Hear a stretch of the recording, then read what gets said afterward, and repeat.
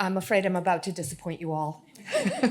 I'm not the Beyonce of anything, I don't think, but I'm delighted to be here.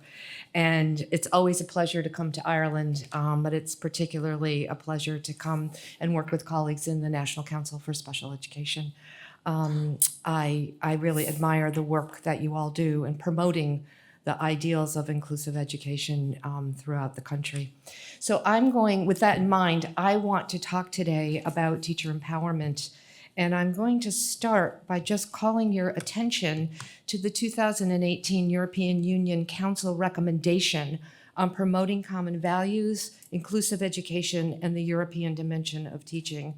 This policy document called for for those things to be promoted through measures to empower teachers, school leaders, and academic staff, helping them to convey common values, promote active citizenship, while transmitting a sense of belonging and responding to diverse needs of learners. I want to unpack that a little bit today. That's a lot in there, and it kind of is an overarching frame for us. So in considering this idea of empowering teachers, I would like to explore with you today 3 contested topics that form the context within which this empowerment is developed. So these contexts also reflect some tensions in the nature of the work that we're doing. The first has to do with this notion of special and/or inclusive education.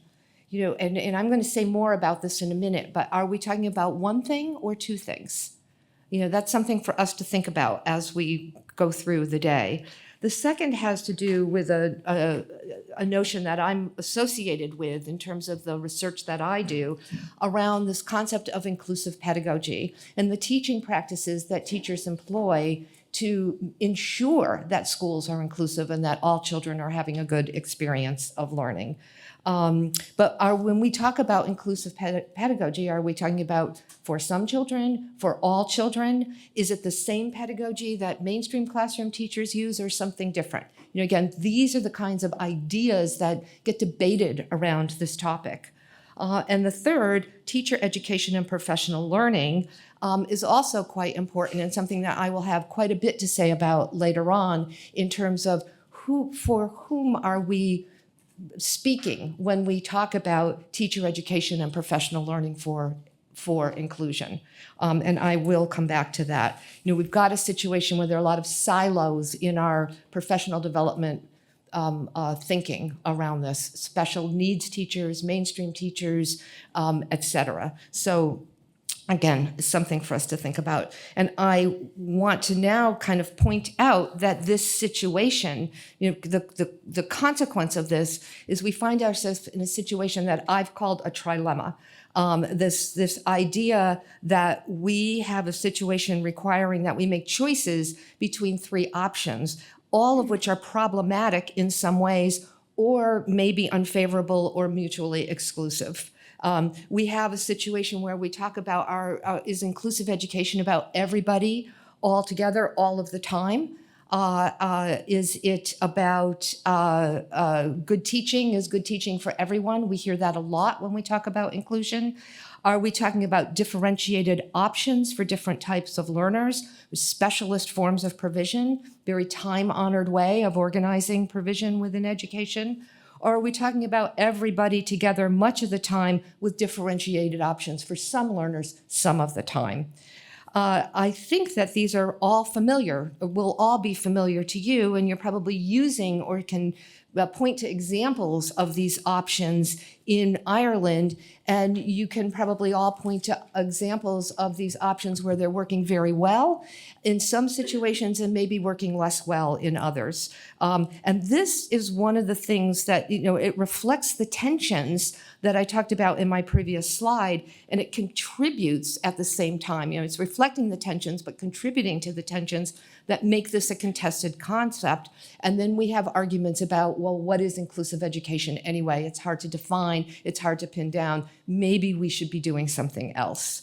What I would like to suggest is that, we are in the 21st century now, and we're working in a changed world, in a changed education context, and we're using a lot of 20th century policy tools. That's another part of our context, and it is reflected, I think, in, again, really important policies that guide us around this concept of inclusive education. But what we see is an inheritance of old ideas, 20th century ideas about how to provide for everyone, but evolving at the same time as we move through and try to come to grips with what we're doing about groups of children who are excluded or are vulnerable to exclusion in this changing world. And so we've got, for example, the Salamanca Statement on Special Needs Education. It's 30 years old now and still highly influential and highly important. We have Article 24 of the UN Convention on the Rights of Persons with Disabilities that calls for people with disabilities not to be excluded on the basis of disability. It's a very important anti-discrimination policy around education that's in there. And following from that, we have the UN Sustainable Development Goal for education, which talks about quality inclusive education for everyone. It's no longer just about children with special educational needs, but this notion of inclusive education has been broadened quite significantly. So what we see in these three policy contexts is the past, the present, and the future, kind of merging all at the same time. And so when we unpack them a little bit further, we can say, the importance of Salamanca was that it challenged the idea that some children do not belong in regular or mainstream schools. I think it's probably well known to most of you that this was a conference that came after the 1990 World Conference on Education, which talked about and called the world's attention to children who had been excluded from school, but was silent about special educational needs and disability, because that was seen as something else, that parallel system. The way to include is to just have something working alongside the mainstream. It called that into question, that structure of schooling that relies on different forms of provision for different types of learners, and introduced the idea of inclusive education to the wider education community. This was followed by Article 24 in the UN CRPD, which does two very interesting things. One is you see in this slide the language of inclusion, this anti-discrimination stance that underpins a right-based policy that says education should be provided to all on an equal basis.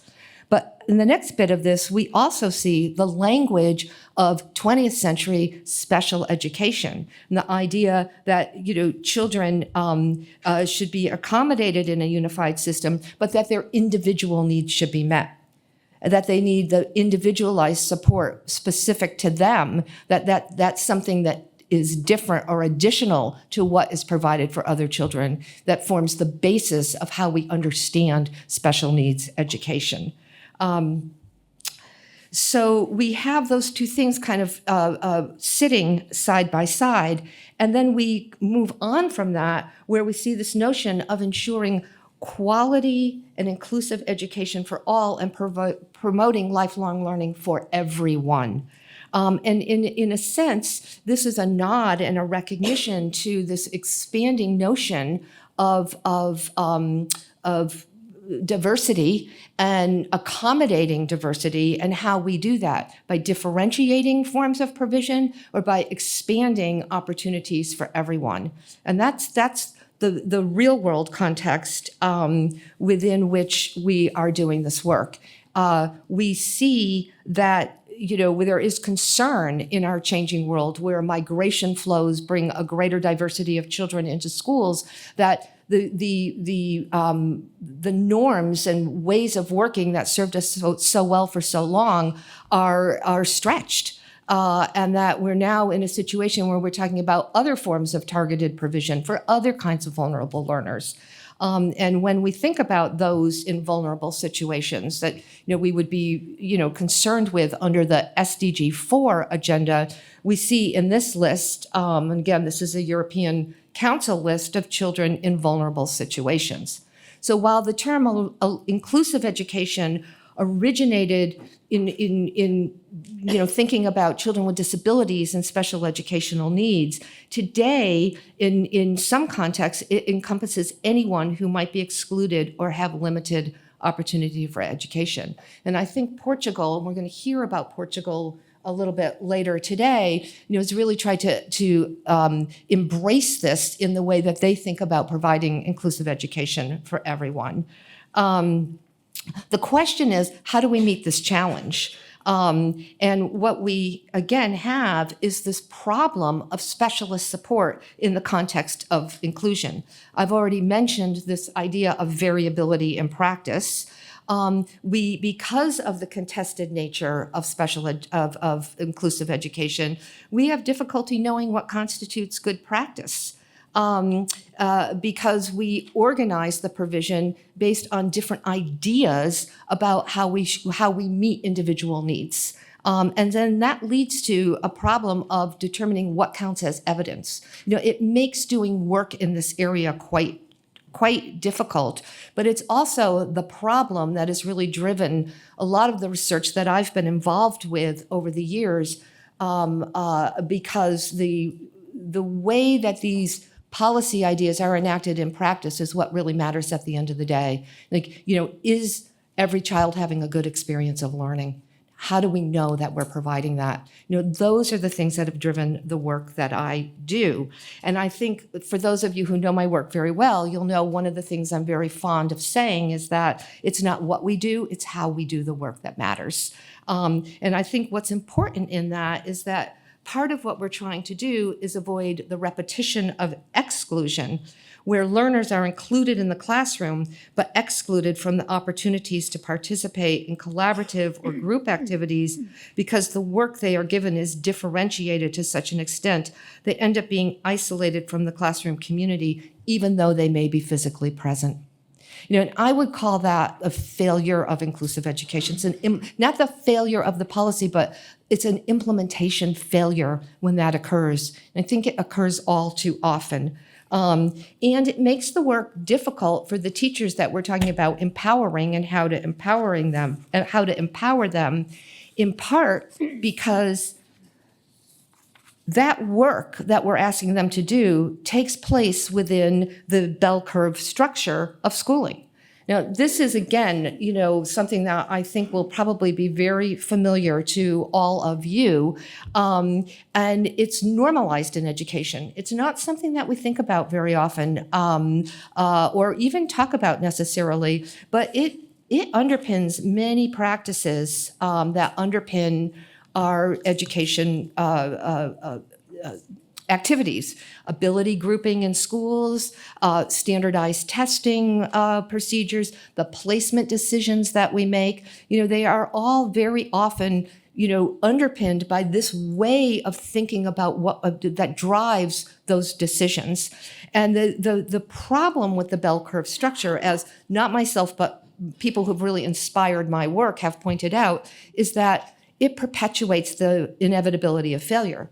Because under this kind of a structure, nearly half of all children have to be below average. And that creates this structural barrier, because then what are we going to do about the children who are below average? But they can't move very far within this kind of a structure. But my colleague Susan Hart, again, someone who's been very influential in my own thinking, has pointed out that this serves a purpose. The bell curve structure of schooling does some heavy lifting. It enables us to organize a complex world of teaching in a way that gives direction to practice.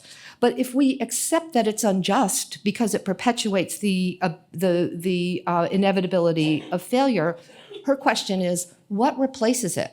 You can't just say, this is no good, we're not going to do this anymore. We have to replace it with something that also organizes the complex world of teaching.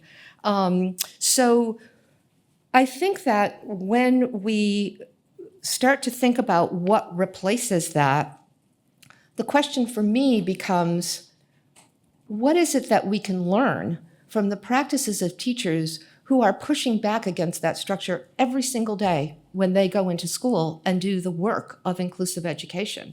What is it that they are doing that other teachers say is not possible because of ability grouping policies or because of a score a child received on a standardized test, et cetera? What can we learn from those teachers, and can we theorize from what they tell us about their practice in ways that is helpful to other teachers, in ways that let the teachers who feel constrained by that structure of schooling to say, well, maybe I can have a go at this too. So the work that I have done over the years with my colleagues and my late husband, Martin Rouse, and with Christine Black Hawkins at Cambridge has really looked at those questions around achievement and inclusion in schools. And we never saw those things as mutually exclusive. But inclusion only works when everyone achieves. That's part of the standard by which we assess whether or not our policies are working. And one of the things that we learned from this way of working, where our idea was to study what others have called the craft knowledge of teachers, teachers who are good at this kind of way of working, have this understanding, but also get good outcomes for everyone. What is it that we can learn from them? And so, inclusive pedagogy is our answer to that, is what we call what we have learned.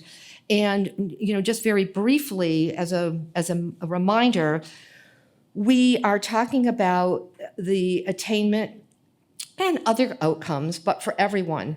The idea is how to attend to individual differences between learners while actively avoiding the marginalization of some. So that's avoiding that repetition of exclusion. And part of our answer to that is that we want to extend what is ordinarily available in schooling routines, not by doing something additional or extra for some children, but by incorporating that into the lesson or the life of the classroom in a way that makes that additional support that might be necessary because of one child, but makes that available within just the classroom structure and the context of the classroom. So we're flipping that definition of special educational needs on its head, where we talk about, special education is that which is additional to that which is provided to others, by saying, actually, inclusive education is about extending what is available to others in ways that is more inclusive of a wider diversity of children. And for me, in a way, that's part of that distinction between those two things. And I don't see them as mutually exclusive. I see them as integral to each other. And so the things that we have learned, we have set out in what we call the Inclusive Pedagogical Practice and Action Roadmap. And this is something that we developed to help us make sense of that contested situation and the trilemma that I talked about earlier, in terms of talking about, what are the underlying assumptions that have emerged from our studies of inclusive practices of teachers. What are the kinds of things that they are trying to do in their work that we can think about in terms of what we might help other teachers do through our professional development activities, and what kind of problems can we expect to encounter? Where's that intersection? And you can see that listed in that chart very, very clearly. So what we found in our studies of teachers is that they took account of individual differences between learners. They did not say good teaching is good teaching, and if it works for some, it works for all. Not at all, and we would never say that. But what they did say was that they were aware of the stigmatizing effect of doing some of the practices that occur all of the time, like taking someone out of the classroom to work or in another room with someone. Everybody knows this is the child that needs extra help with reading or mathematics or whatever, just like moving those children out. And they try to think of a way to bring that support into the class. One of the things they learned is that as they did that, that support became available not just to the child for whom the support was brought in the first place, but other children benefited from that support as well. And, even, in that pushback that inevitably comes with my child's special educational needs, I don't want that, watered down by being made available to a wider group of children. What we found is that actually that didn't happen at all. There was more participation, more engagement, more interaction amongst children in the classrooms, and the teachers were really able to handle that in terms of demonstrating that the outcomes were there for the children for whom that special educational support was brought into the room but made available to everybody. So we've tried, and those of you, again, who know our work know, the ways in which we've tried to reflect the work of teachers who've been able to do that. So what I argue is that this has opened up a shift in thinking that changes the possibilities for practice. And a lot of what we have to do in empowering teachers and in doing this work is to ask ourselves about that. Like, are we still using that 20th century thinking about individual needs, identifying them, assessing them, coming up with a plan for how to meet them, doing that work in isolation, but within mainstream schools and calling that inclusive education? Or are we thinking about how can we take that knowledge and what's important about what we know about individual differences between learners, but incorporate that into what we're doing anyway for everybody else? That becomes the extending what's ordinarily available part of this. That's the shift of thinking. And again, what we would argue is that the teachers are they're doing this in very particular ways, and we write a lot about that in the case studies. I know you have work going on that we're going to hear about this afternoon in terms of the practice-based research that's going on here in Ireland, and I'm really excited about that project because I hope it will extend the kind of work that we had done in England and in other places where we have worked. It's a good way to generate knowledge about this. So where do we go from here? This takes me to this third context for empowerment, and that is the teacher education and professional learning. Now, this idea has gained traction over the years. We have a situation where teachers are dealing with more diverse groups than ever before, but they continue to report that they don't feel adequately prepared for the job. Now, nearly 20 years ago, the 48th Conference on Inclusive Education, which I think was the last truly international global conference on inclusive education, really called attention to this issue of teacher professional development and learning in their recommendations. That conference concluded with 6 recommendations specific to teacher education and development. In response to this, and the second is notable. And this recommendation called for teachers to be equipped with the appropriate skills and materials to teach diverse student populations and meet the diverse learning needs of different categories of learners through methods such as professional development at the school level, pre-service training about inclusion, and instruction attentive to the development and strengths of the individual learner.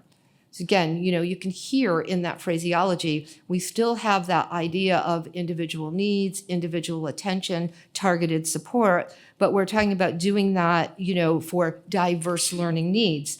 And the professional development of teachers. Which teachers? For many, many years, this work has been done within special needs education, departments of special education.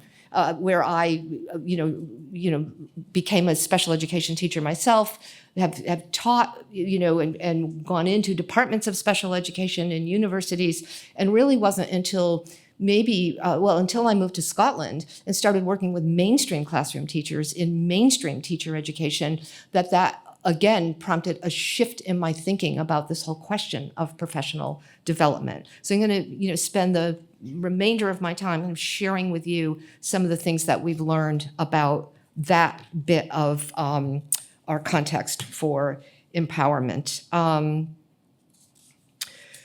Let's see. I would like to now take us to, let's see.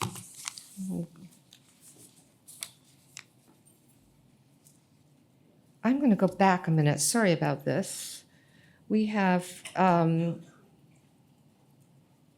this shift in thinking, I think, should be our next one. Yeah, where we need to go, I think, is to move away from thinking about binaries between normal, abnormal, mainstream, special, monolingual, bilingual, all of those kinds of binaries, which, you know, again, it's another problem that we're going to reflect on as we go forward, that puts parameters. We work in silos a lot of times, and we're not really that aware of what's happening in you know, these the silos other than the ones that we are in. But the shift in thinking that I think we need, all of us in inclusive education, but particularly those of us who come from a tradition of special needs education, like myself. And I trained in the States, where a behavioral model was very, very dominant at the time that I was trained, and it was seen as incompatible with other ways of understanding learning. So the sociocultural consciousness is something that's really, really important. And I think for the special education community that have thought in terms of only specific individual needs, specific individual difference, need that shift to think about not a unitary identity marker of something like a special educational need or a disability, but this idea of that is just one attribute of who a person is. You know, it doesn't define who we are, but it may be, you know, a part of who we are. And so I use this slide to illustrate what I'm talking about when I say that. If you look there, we are saying we need, each one of us is different from every other one of us in this room, for example.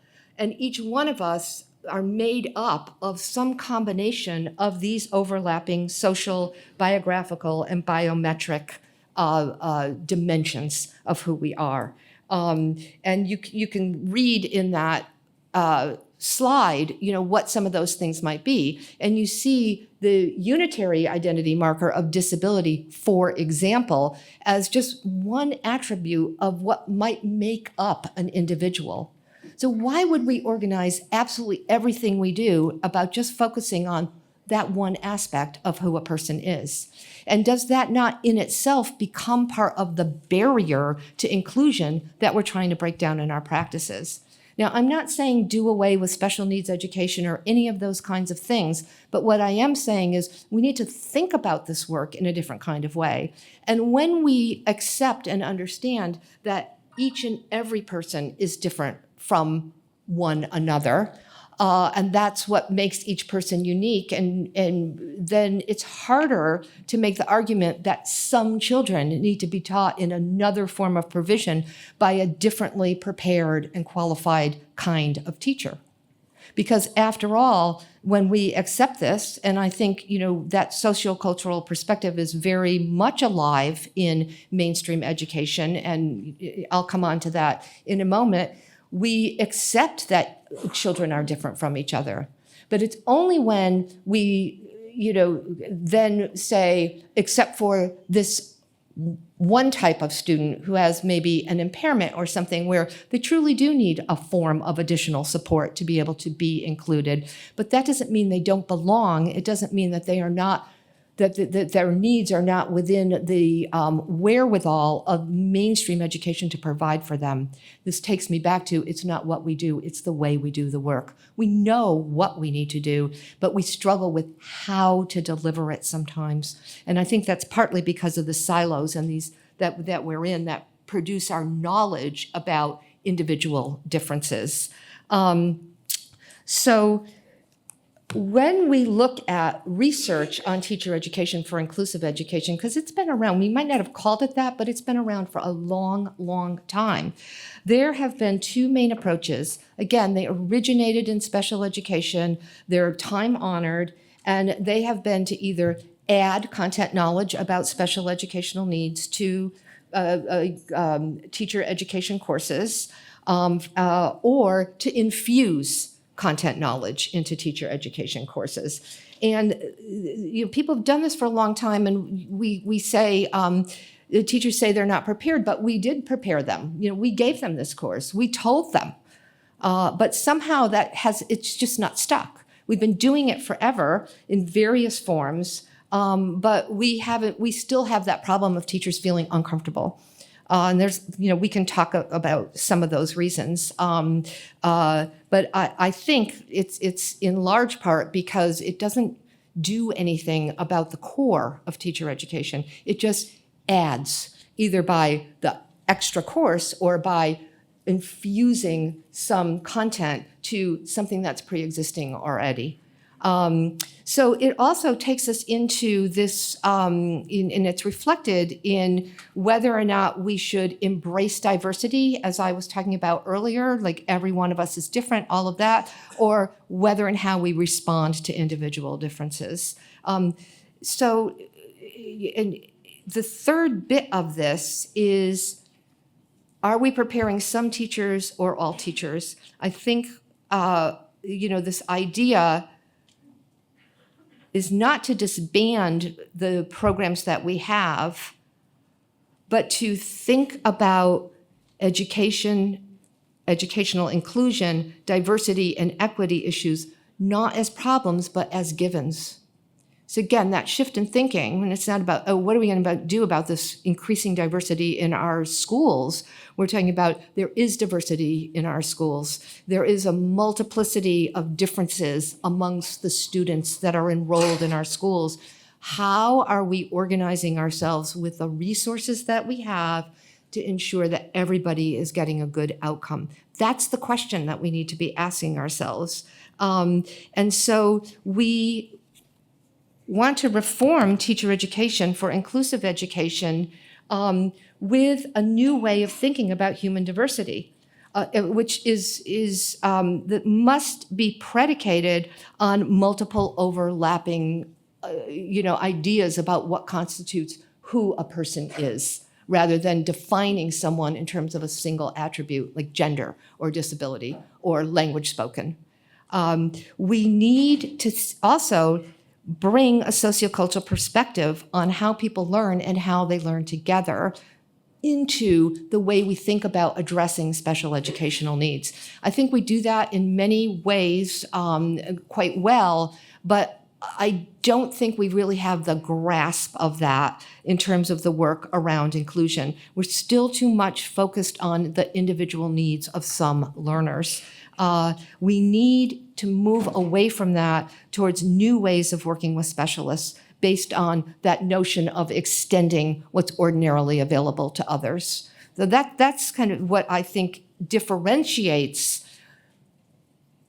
teacher education for inclusion as we have tried to define it through our work in Scotland on the Inclusive Practice Project, by really not just adding on or infusing special education content knowledge into the mainstream course, but in rewriting the mainstream course so that issues of diversity, disability, difference were core to the professional learning of primary and secondary school teachers. That was a whole new thing for me. All of my work up to that point had only been with special education teachers who were trying to get mainstream education classroom teachers to include them, to accept them, to take children who had been previously excluded into their classrooms. This opportunity in Scotland to think about how do we prepare mainstream classroom teachers from the outset, and can we do it a little bit differently? Can we come up with a new kind of model? Was one that for us was exciting because it let us take all that work on inclusive pedagogy that had come out of studying the practices of teachers and bring it into teacher education. And I think that's what differentiates that approach from the add-on or infusion models. What I'd like to do in the little bit of time that I have left is just point out a couple of things because I think they might be useful for you in Ireland.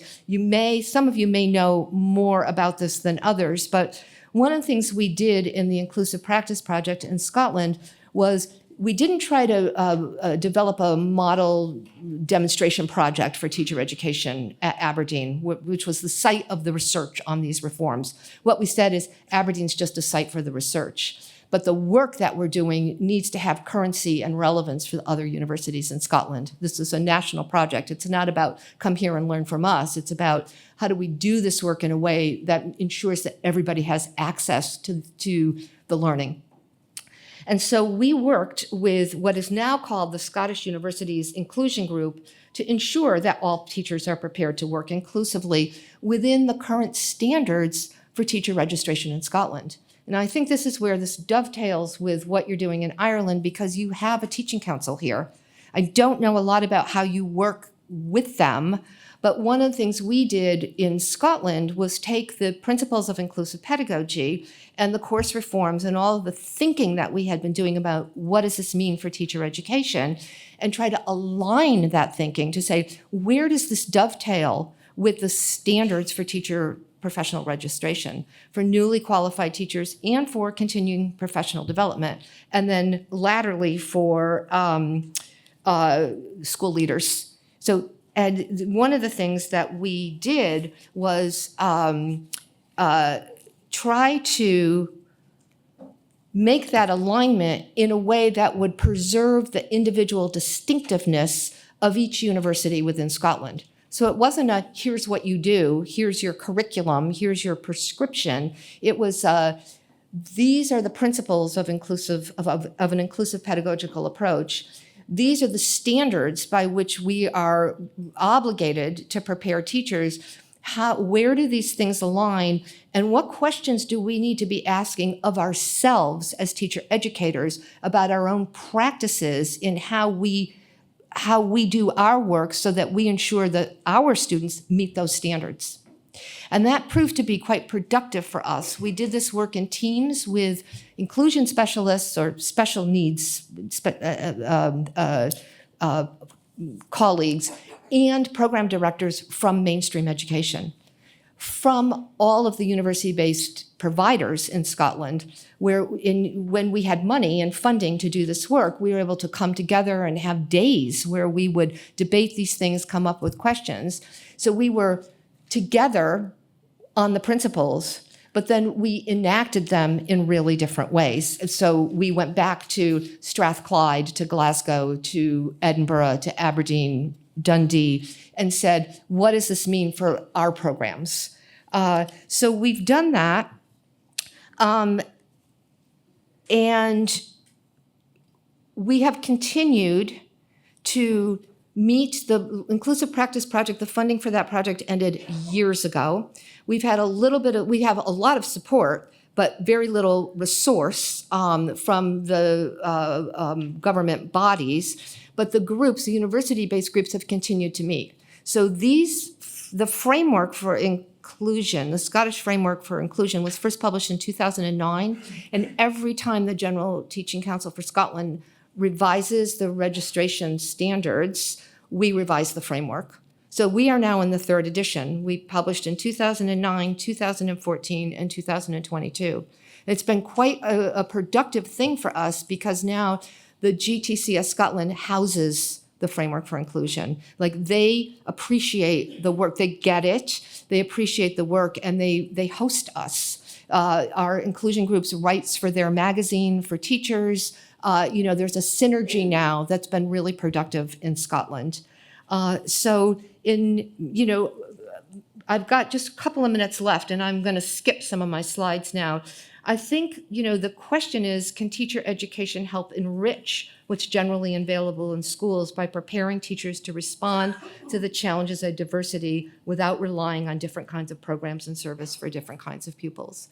So this is the bit I'm going to skip over the wider literature on teacher education, but just make the point that there has been a lit review that says, we know very little about what's happening.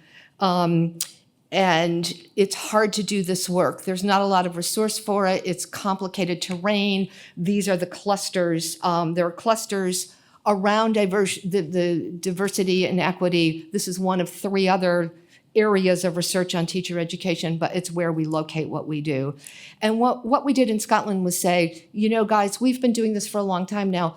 How do we know that we are meeting the standards of inclusive pedagogy in the way that we say we are in this framework?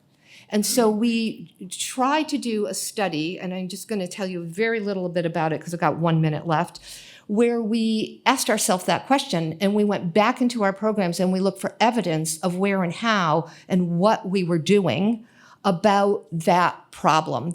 And we found that we ended up saying, we can't really answer that question, but we're going to try to draw a map of what we're doing. What I'm going to tell you is I think we've got the 17th century map.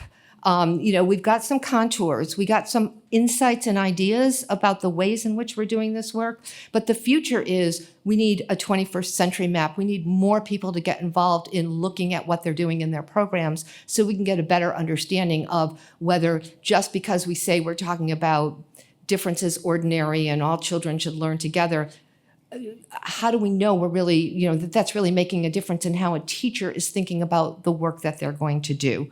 And what we found in our own study, we organized under what's called the landscape of learning. We took that from the field of mathematics, where we've got big ideas, which for us were the principles of inclusion. We've got the strategies, the ways in which the teacher educators deliver on those principles in their courses. And then we've got the models, the different types of programs. So a PGDE, a 4-year undergraduate degree, a hybrid online course, all of those kinds of things. And we just tried to look at kind of like, where was this work happening across that wide diversity of programs?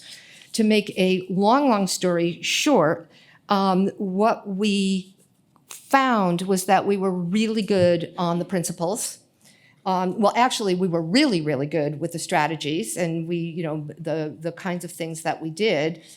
We were also very good on the principles. They were incorporated in all of the models, but when we looked at those principles of inclusive pedagogy, where we really fell short was on collaboration. So we were good on strategies, we were good on the social justice thing and all of that. And here we are in a national context that really stresses collaboration, and that was our weakest link. So doing the exercise, as hard as it was to capture the data, analyze the data, explore it, we really felt it was a valuable, worthwhile project for us because it identified for us our mountains, like our peaks where things were going really well, but also the valleys where there were some gaps, and we really weren't doing what we said we were doing by virtue of that framework. And that's helped people to think about what they might want to do about that. And so I think that I'm just going to say, because I'm really out of time now, is that part of my answer for that, and this is an important slide, is that when you look at what mainstream education is saying about the science of learning, based on a sociocultural perspective of learning, we see that it aligns very, very neatly with inclusive pedagogy. So here we are where we have something that came out of special needs education initially, was concerned with the problems that were presented because of learner differences, but we also see what we learned from thinking about that in the context of inclusion, and it's not that far off from what people in mainstream are saying anyway. It's just that we don't have that many chances to integrate those forms of work because of the silos within which we do our work. So I'm kind of making that, I'm making the case, I hope, and the argument that we need to do a little bit more of this kind of alignment and dovetailing as we think about the ways in which we empower teachers to do this work. We're pointing out these very similar ways of working. And I hope that, when we think about inclusion as a shared responsibility, it enables us to use these kinds of ideas in an integrated way. And I don't know what that's going to mean for Ireland or how you're going to do this work. I think that's up to you. But I think the question for us is, how do we develop policy and practice that takes account of everyone without marginalizing some? And the answer to that, for me, is collaboration, which is the heart of inclusion. And I'm going to stop there, and I'm very, very sorry for going over. But there you go. I know there's time for questions now. Yeah?